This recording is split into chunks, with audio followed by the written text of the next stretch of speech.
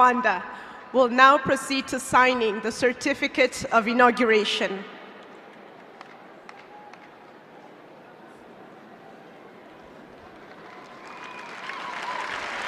Perezida w'Urukiko rw'Ikirenga arakomeza ashyikiriza nyakubahwa Perezida wa Repubulika y'u Rwanda ibirango by'igihugu bigizwe n'itegeko nshinga, ibendera n'ikirango cya Repubulika, ikirangantego cya Repubulika y'u Rwanda.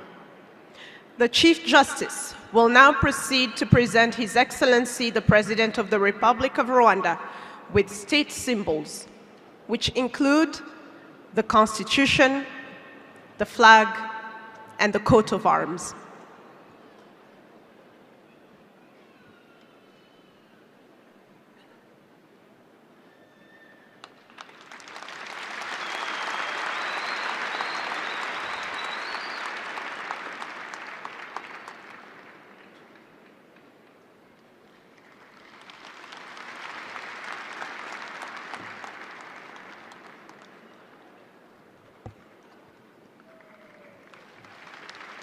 Umugaba mukuru w'ingabo z'u Rwanda agiye gushyikiriza Perezida wa Repubulika y'u Rwanda, akaba ari nawe mugaba w'ikirenga w'ingabo z'u Rwanda, inkota n'ingabo nk'ibimenyetso byo kurinda ubusugire bw'igihugu.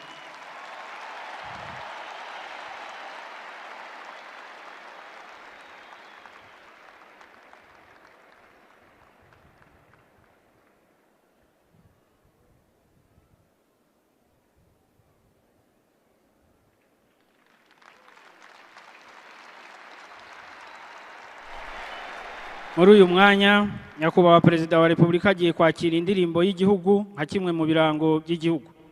Turasaba umugaba mukuru w'ingabo